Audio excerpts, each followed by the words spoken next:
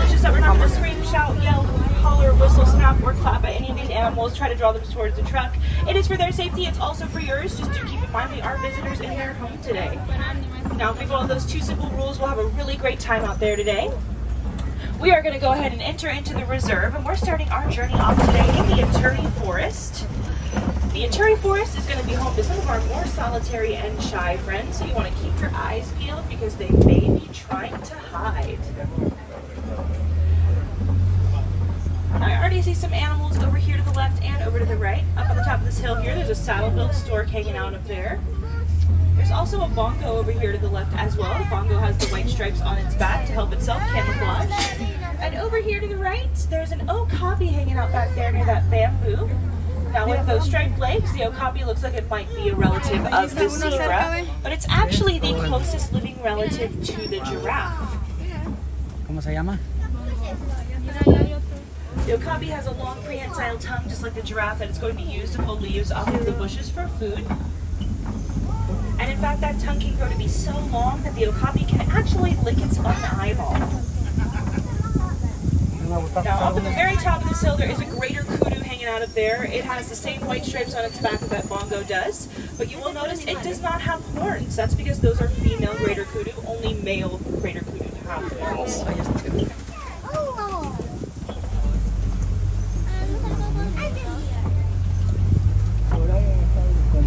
That greater kudu is one of the largest antelopes that we do have out here on our reserve. They grow to be about 5 feet tall at the shoulder.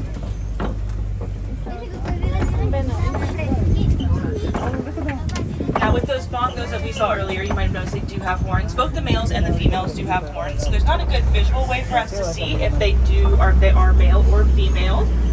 Mira aquel hipopótamo que está allá. But the bongos are actually one of the best antelopes at hiding. They're really, really good at it. They're actually known as the ghosts of the forest here in Africa because they're so good at camouflaging themselves and they're rarely ever seen.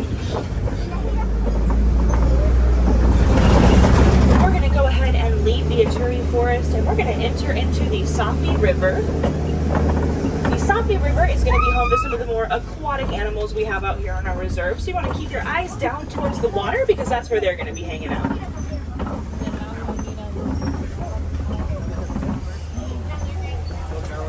There is a Nile all the way in that back corner over there, but I am hoping we'll see some more up ahead that I can stop for. Now, if you did see it, you will notice that he is just hanging out underneath the water there. That's because they're going to spend the majority of their day down in the water to help keep themselves cool. They can actually hold their breath for up to 8 minutes under the water, which is a pretty long time. Aquí te veo.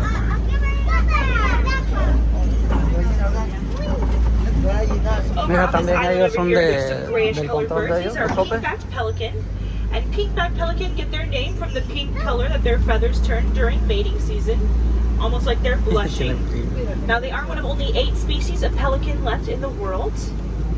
And a group of pelicans is known as a pod, so that is a pod of pelicans over there. Here we go, there's some more hippos over here to the left. We're going to be behind this island here. A group of hippos is known as a bloke, so it's a bloke of hippos down there. Hasta mira.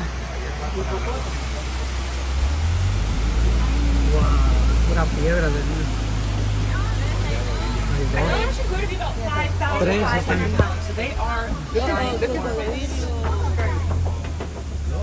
Now down here to the left, these are Nile crocodiles. Make sure to stay fully seated, friends. Fully seated. otro, mira. Those are Nile crocodiles down there. And Nile crocodiles do grow to be as long as the giraffe is tall. So they grow to be about 16 feet long. They actually only have to eat a full meal about once a week, and they can go up to a month without eating. And that's because when they eat, they're going to eat about half of their body weight. So they weigh around 500 pounds. They'll eat around 250 pounds worth of food with each meal.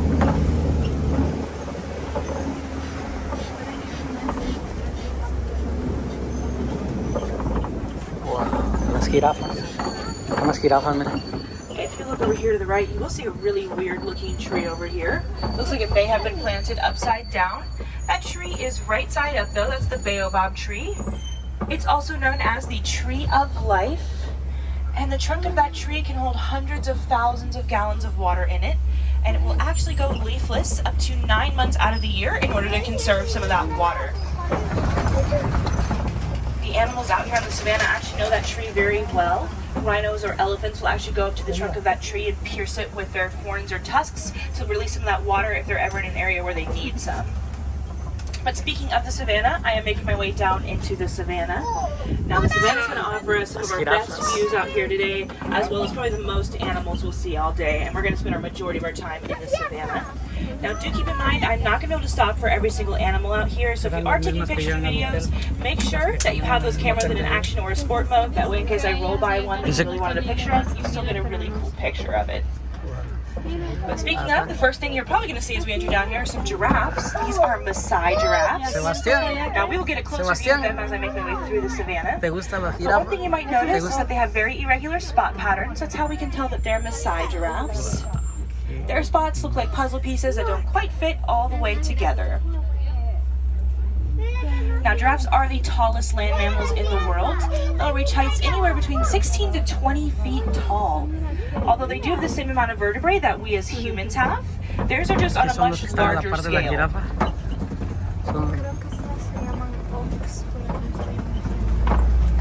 Son las cebras.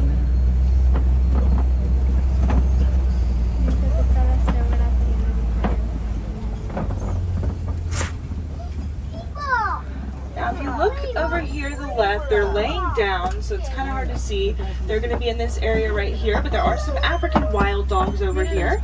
They're also known as painted dogs. There's some all the way in the back as well. Now, make sure you're staying fully seated, friends. Fully seated. Fully seated. You have to be sitting down. Thank you. Now, they get their names because of the way their coats look like they've been painted on. And each coat's going to be unique to each dog. No two dogs will have the same coat. Now, they're not like the dogs that you have at home. First of all, these dogs only have 4 toes. Yours have 5. Secondly, they are Africa's most successful hunters. That's because they hunt in packs. They're going to catch their prey 80 to 90% of the time. It's a huge success rate. Back in the back there's a sable antelope laying down back there. That sable antelope have horns that grow that way. That's going to allow it to protect itself from any predators that try to attack it from behind. Over here to the left, these are Hartman's mountain zebras. Now, a group of zebras is known as a dazzle. So this is a dazzle of zebra over here. We can tell these are Hartman's mountain zebras because if you look at their stomach, they are completely white. Their black stripes don't go all the way underneath. They also have very small hooves, which are going to allow them to travel in mountainous regions, and that's where they get their name from. Over here to the left, these grayish colored creatures, these are wildebeest. And wildebeest will travel in some of the densest herds in the world. They travel in herds of up to 1.5 million. So there's a ton of them at a time. This tiny tan antelope over here, kind of scattered around, these are springboks. And springboks are the smallest antelope we have out here on our reserve. But don't let that size fool you. They're within the top 10 fastest land mammals. They can travel anywhere between 50 to 55 miles per hour, so they're super fast. Now these giraffes are going to spend about 18 to 20 hours out of their day eating, and they're only going to sleep for around 30 minutes a day. And when they do sleep, they sleep standing up. That way, in case any predators try to attack them while they're sleeping, they can be ready to move again really fast. Because as you can imagine, with those long legs, once they lay down, it takes them a little bit of a time to get back up again.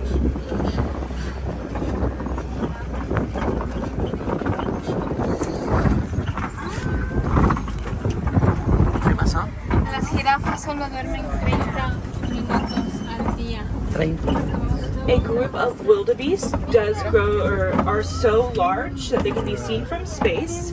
So a group of them are actually known as an implausibility or a confusion.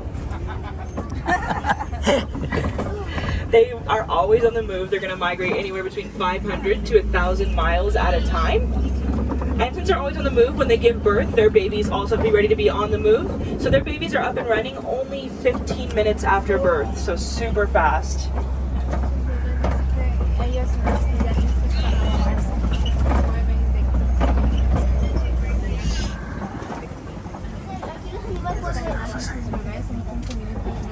more giraffes over here. Now we do have quite a few younger giraffes on our reserve. And when baby giraffes are born, they do have a 6-foot fall to the ground, which literally knocks them into taking their first breath. But they're usually up and running only an hour after birth, so super fast. Not as fast as the wildebeest though. Wildebeest take the cake.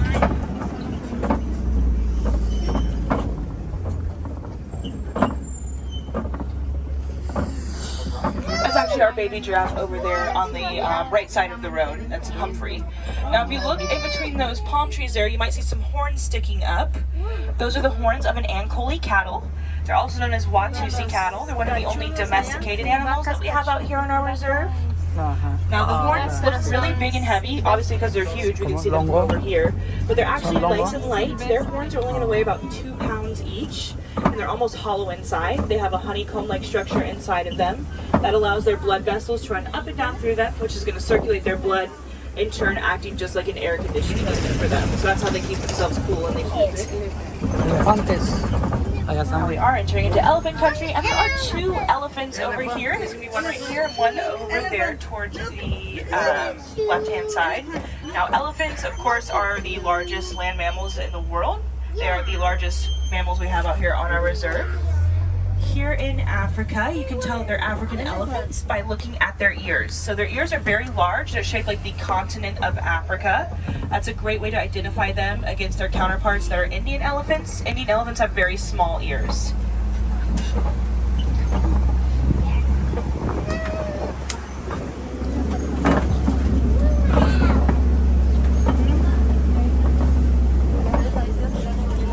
Now you'll notice that he's flapping his ears back and forth. That's how he's going to keep himself cool. That's how he regulates his body temperature. If you can see a front view of them, you'll see they have a ton of veins in their ears, and that's going to help them keep them cool as well. Now when these male elephants turn 14, they actually break away from the herds and they form their own bachelor herds, and they kind of live off on their own. So since there's only 2 over here, it's pretty safe to assume that those are male elephants.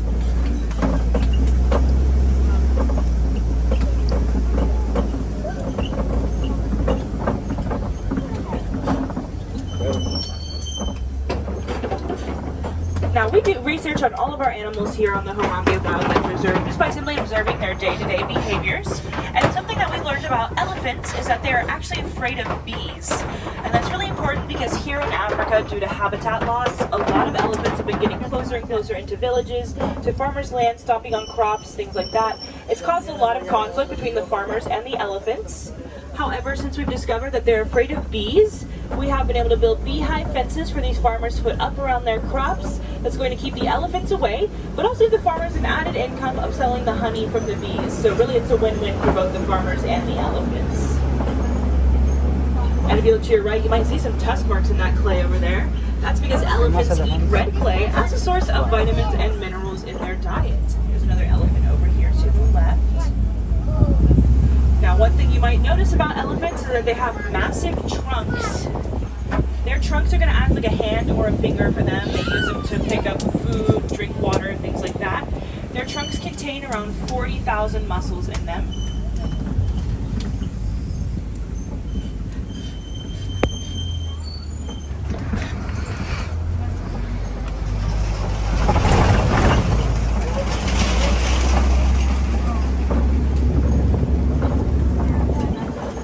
Things that elephants actually use their trunks for is to fling dirt and sand up onto their backs, which is going to act like a natural form of sunscreen for them. So they have very sensitive skin. They're going to burn super easily, so that dirt and sand will put a layer between the sun and their skin. And that sensitive skin is also why they really don't like bees. Bees here in Africa are a lot more aggressive than the bees in America. They're more like wasps or hornets. So their sting hurts really bad.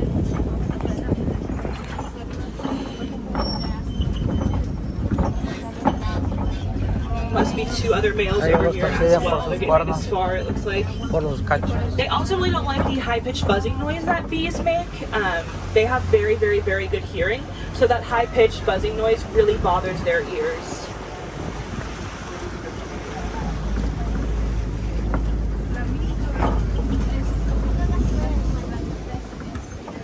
Now over here to the left, these are greater flamingos, and there's some more elephants back there as well for a picturesque moment if you're taking pictures.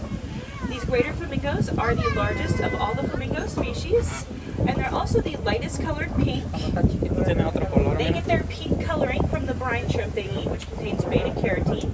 So when they hatch, they're actually a grayish color. It takes about 2 full years to get that pink coloring.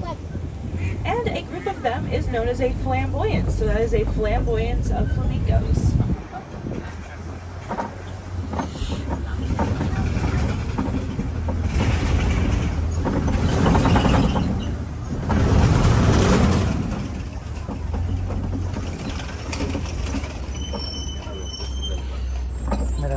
Now up ahead here to the left, I do see a mud pit, and that mud pit is usually a pretty good sign of some white rhinos. And they're actually right behind the mud pit, so that works out perfectly. Yeah, these are the white rhinos over here. So they hang out near this mud pit because they also have sensitive skin, just like elephants. So they'll actually roll around in that mud to help protect their skin from the sun. Now, a group of white rhinos is known as a crash. So this is a crash of white rhinos over here. They grow to be about 5,000 pounds, so they are huge, almost as big as a hippo. Now, one thing you might notice about these white rhinos is that they're not actually white. They're more of a grayish color. That's because they actually get their name from a mispronunciation of the word "vite" in the Afrikaans language, which means wide. And that refers to their wide mouths. Now, they use those wide mouths to graze in the grass for food. These white rhinos are absolutely some of my favorite animals out here. They are so cute. I love them. The one in the back behind the tree there, that's our baby white rhino. His name is Ranger. He's about to turn 1. He was born in October of last year. And he's named after all of the wildlife rangers that take care of these animals all over Africa.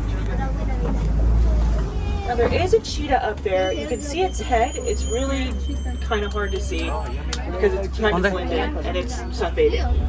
But that cheetah is one of the fastest land mammals in the world. They'll reach speeds anywhere or up to 60 miles per hour. They can hit that speed in 3 seconds, so super, super fast.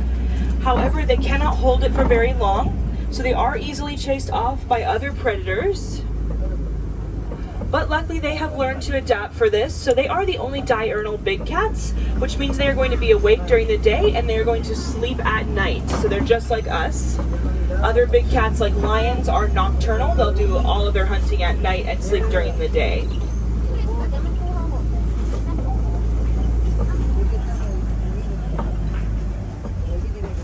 Now, cheetahs are also one of the only big cats that do not have retractable claws, which means their claws are always out, and that's going to help them build some traction and speed as they run.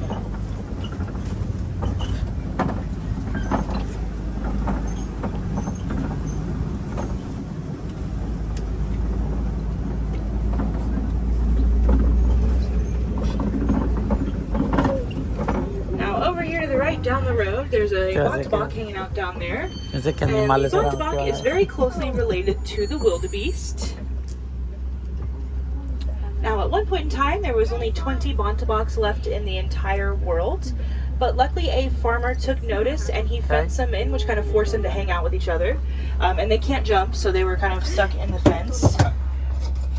Now there's roughly around 3,000 Warthogs left in the world, which is a huge increase from 20, all because of the actions of one person who wanted to make a difference. Unfortunately, they do not exist in the wild anymore. They were poached. The reason there was only 20 left, they were poached a lot because of their coats. Sebastian, that's our Warthog, he's very old, so his coat doesn't really do it anymore. But when the sun hits like a Warthog just right, they have this like kind of iridescent kind of coat. It's like purplish and it's all rainbow colors and stuff. It's super pretty. So they were poached a lot because their coats were really beautiful. But yeah, hopefully one day we will be able to re-release them back into the wild as we grow their populations more. Thanks to places like zoos. A lot of zoos are part of the Association of Zoos and Aquariums. And within that, we at Animal Kingdom are. There's a species survival plan for a lot of these animals, which is helping to grow the population of all the endangered animals we have here. So one day, once we get that population up enough, we can hopefully release them back out into the wild. And that would be amazing. It would be amazing to not have to talk about all these animals being endangered again someday. Eso es lo último.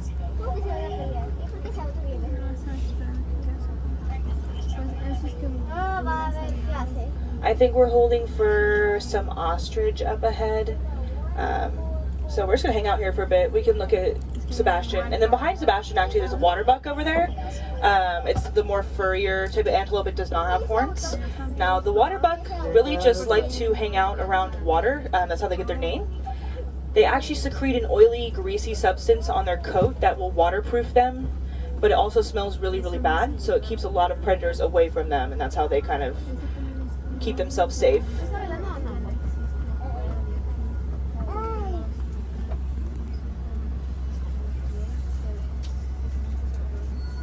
Now, I think with the way these people up here are looking up towards the rock to the left, we might get a chance to see a lion up ahead. This is usually where they hang out. It's called a Kopi Rock Formation. Pride Rock, and the Lion King is a Kopi Rock Formation.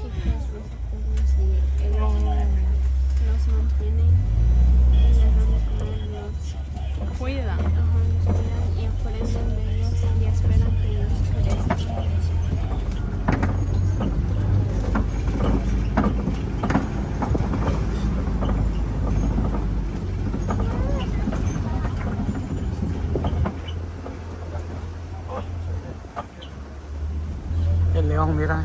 Maybe not. I don't know. I don't see it. Okay. I don't see it, but if you guys see it, does it have a mane or not? No. Okay, so that's going to be a female lion up there. Like I said earlier, lions are nocturnal, so that means they're going to spend about 16 to 20 hours out of their day resting.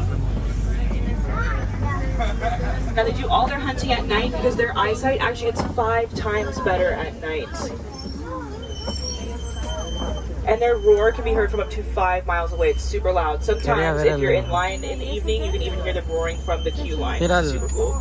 Now up on the top of this hill here, that's a warthog over there. And warthogs are very closely related to the domestic pig. They're one of the largest burrowing animals. They'll actually back up their burrows and leave their heads out as a sign of aggression, in case like any animals try to attack them while they're asleep in their burrows. And they're actually very fast runners. They'll run up to 35 miles per hour. Up here crossing the road, these are ostrich. And these ostrich are the largest birds in the world. They will grow to be about 9 feet tall. Do I let you cross? You're going to hang out there. Just go.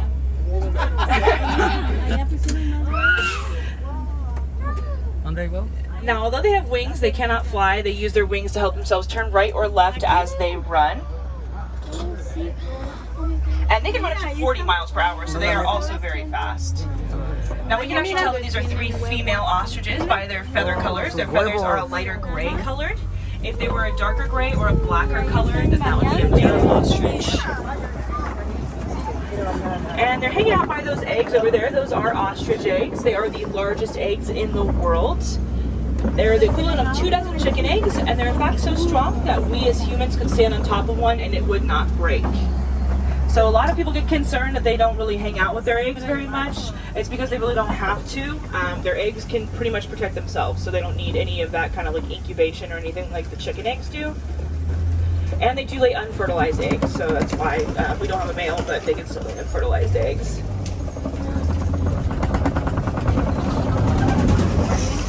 But we're now entering into Magadi Glen, and Magadi Glen is going to be home to the warden and his post.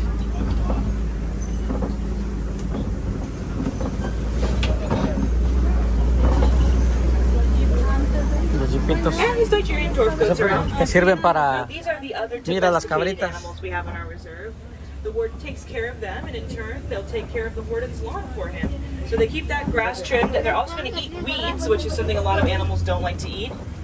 So you might notice that they have rather large pot bellies. That's because they're what's known as a ruminant, which means they have a 4-chambered stomach that's going to help them digest their food. So another example of a ruminant would be a giraffe. Giraffes also have a 4-chambered stomach that'll help them digest their food. Now we as humans, we only have a 1-chambered stomach because we don't eat nearly as much as a goat or a giraffe. So we don't need that kind of digestive system. But unfortunately, those Nigerian dwarf goats do mean that our safari is coming to an end.